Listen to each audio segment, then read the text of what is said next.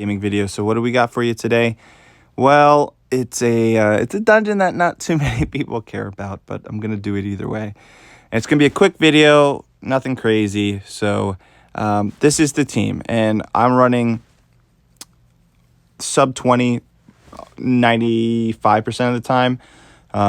Typically it runs, I would say 17 to 19. There are times where it gets above 20, like 22 is the fastest, average 10 that I get. But overall, I think this is probably the fastest team that's currently out there. I could be wrong. That's reliable and safe.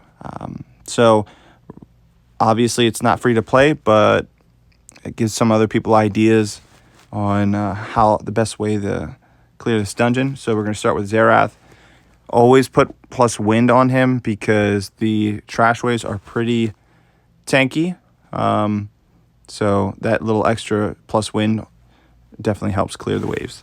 On Sieg, I kind of have him on a damage build, double fight, shield. The Xerath lead makes them all 100 crit rate, so that definitely helps. And with his new buff to AI and always using his third skill, it's amazing. I can't tell you. They should do that with all monsters like Lucian, so Xerath isn't as needed. I have Prelia or something on double will fight. The reason I have her on double will is because Brandia will derp a lot, or if she misses defense break, which is actually pretty rare. It's very, very rare. And so I have her on double will, so if she misses, that she has another rotation where she's not, slowed and the attack order gets out of whack. And then Deb is also on double will fight because I want her not to get oblivioned and reduce the damage, overall damage. And I have her on pretty high accuracy. I know this dungeon's actually pretty low, but I just run her like this for giants and whatnot. So I just keep her the same.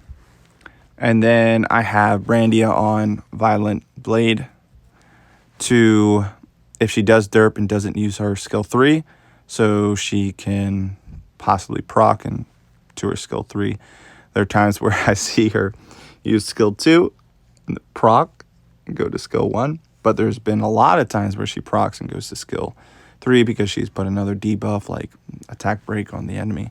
So this dungeon's minimum speed, I'm not terribly sure, but I was running Brandia at plus 47, and it wasn't working where, you'd apply the defense break on the boss and one of the crystals would cleanse the defense break. So I would say plus 50 on Brandia is a necessity, or right around there. Maybe try 49, but 47 was not working. So I'll show you now what this team does, and we'll go from there. My overall thoughts on the update. It was a good update. I think what they did wrong was introduce all the grinds and stuff back into like the fight and determination, enhance, that kind of stuff into R5. Because now getting, not only mana for runs, you can get just fight and all the things that you never really need. What they should have did, in my opinion, I could be wrong, but it's just my thoughts on the matter, is had a split dungeon on this one where you could either farm for runes or you farm for the gems and grinds to keep the other two dungeons like Rift Beast and R5 clear of those, and just have a subsect where you can choose what area you want to farm, whether it's runes or grinds and whatnot. And it would kind of keep it in this dungeon. But I doubt they will ever do that. But yeah, my biggest complaint with this update is definitely R5 and how long Rift Beasts take. What I would suggest for them is maybe, with the Rift Beast dungeon, maybe take out the second awake state, just groggy state, and make the initial one more HP. So instead of I think it's 250,000 damage or something like that, maybe make it like 500,000. And then your groggy state is just once, and then it puts more of a multiplier to kind of equate at the end. Instead of 500,000, it's maybe 1,000,000. But overall, I think that would make it a little bit faster and a little bit easier to get some gems. But I really do enjoy this team. It's kind of satisfying to watch when the AI works perfect, like that one.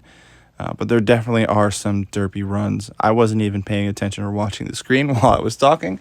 So let's see if there was some derpy runs. 17, 15. No, pretty consistent. But overall, this is kind of the team. I don't plan on making an extremely long video. I do put shield on Sieg to give an extra crit rate bonus, but now that his AI was fixed, it's not really necessary. It just helps with Xerath and maybe not taking as much damage. So this is kind of one of those derpy runs, and it's still not that bad. Pretty fast. So if you like this video or have any suggestions about, other things that you're curious about, hey, put it down in the comments. Like the video, subscribe to the channel. And I was going to be testing out the Wind Homunculus in Giants Abyss Hard, and seeing, we all know that Lynn's AI is absolutely terrible, but the multipliers on the new Wind Homunculus skills are not that great. So that's the struggle we go through, is it's either AI or when monsters are buffed, they're not buffed to the potential that they should be. But overall, I am happy with the game. I am happy with the update, but hopefully when they go in and they are removing stuff from the game, they do some good things. But again, thanks for watching the video, and I will see you guys in the next one. Have a great day.